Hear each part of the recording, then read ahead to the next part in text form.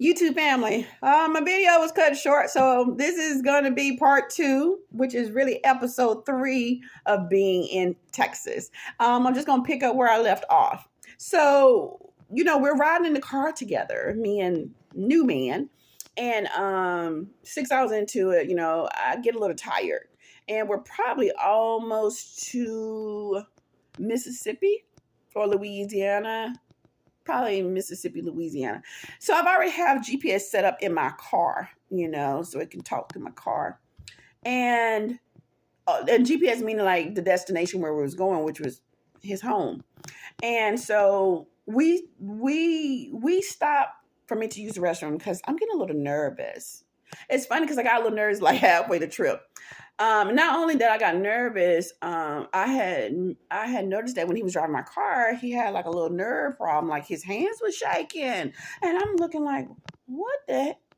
Okay. So while I'm in the restroom, you know what I do? I call my best friend, and I say, hey, listen, I am with such and such, and I believe I had told her I had met someone, and I said we are at such and such, and I said we are so many minutes away, and this and that. And I said, but girl, I'm not feeling this. I don't even know what to do at this point. And she says, what are you going to do? I said, I don't know. I said, but something ain't right. And she says, girl, maybe you just overreacting, Felicia. Because sometimes I can. Sometimes I can just be like, oh, Lord God. Not that I'm scared or really nervous. It's just that I feel like, did I put myself in a situation that I can't get myself out of? Like, I don't fear nobody but God. I promise you. I'm not scared of anything or anyone. It was just something wasn't settled in my spirit. That's a whole different feeling than being scared. Okay. So anyway, she says, girl, just get there first and see how it is. So I'm like, okay, let's do this. I go back out, get in the car, and I'm tired. So I fall back asleep while he's driving my car and while his hands are a little shaky. But anyway, so I wake up to the sound of U-turn, U-turn. And honestly, y'all, it was God telling me to U-turn, but it was actually my car saying U-turn. And that's because we done got off track. We done got off our destination. And my car is saying U-turn, U-turn, U-turn. However, when I wake up, I look over at him. He got his cell phone in his hand, and he got a whole nother GPS going. Egro, what is you doing? And I said, where we going? My car said, U-turn. You done got off of the main drag. Now I might have a little fear because I don't know if we finna go drop me off over in the river or not. But I'm ready. He says, oh, I got to make a stop. Well, what stop is this? Where we going? Oh, I'm going to stop at this casino.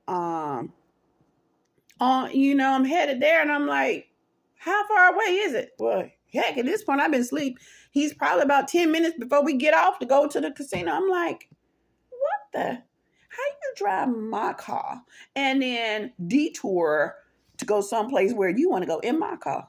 And then you don't wake me up and tell me, like, Igro. So anyway, we pulls into the parking lot. He says, I'm just going to run in there for a few minutes and come right back. He does. I stay in the car. He goes in there. He pops in there for about 20 minutes, 30 minutes. I don't know, but I was so heated. I think I could have burnt up in my own car. But then I would have burned up in the car, and people would have thought he set me on fire. Okay, we're not going to do that.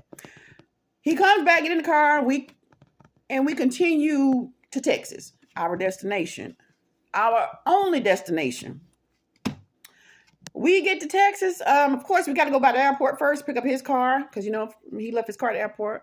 And now we're on his way to his house. You make one more stop because we hungry. Well, no, you hungry, and you want to stop at Waffle House. So I'm thinking, he calls me, and he's like,